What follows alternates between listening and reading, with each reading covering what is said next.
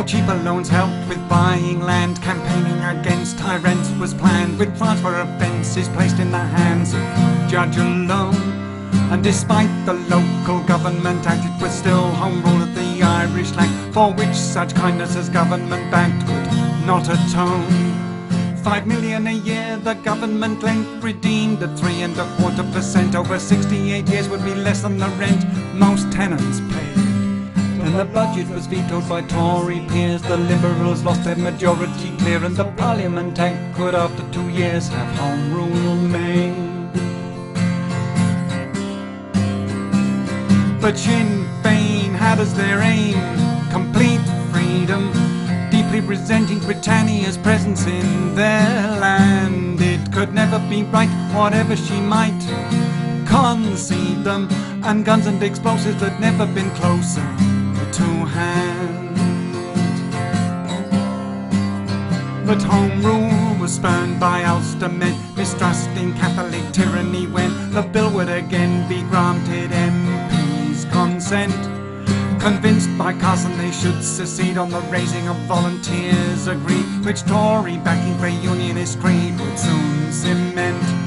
With their lordships veto a matter of course, and strikes to herald Republican force, the government looked to cut off at source all arms supply, until as conflict loomed once more at the Curragh, the Ulster-file officer corps, and Europe itself on the brink of war, let Home Rule lie.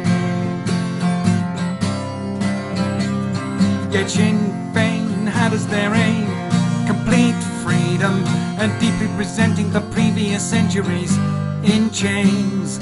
And Ulster shivered, considering whither this might lead them, determined within the Union to remain. Yet as Irish MPs agreed to suspend until such time as the war should end, it was seen as a chant by those intending to break away, till in Dublin the nationalist Easter plot was never sufficient to cut the knot, and 15 Mbit's leaders were shot without delay.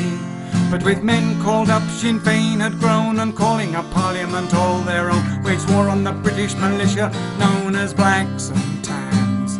After 3 years of killing, tit for tat, Lloyd George agreed a Dominion pact, but this in turn was to be hijacked by Irish plans. For Sinn Fein had as their aim complete freedom, deeply resenting the slightest intention to join. But Protestant Ulster's impulse was to impede them with orange parades for the Battle of the Boyne. So with the other neither would join, all violent acts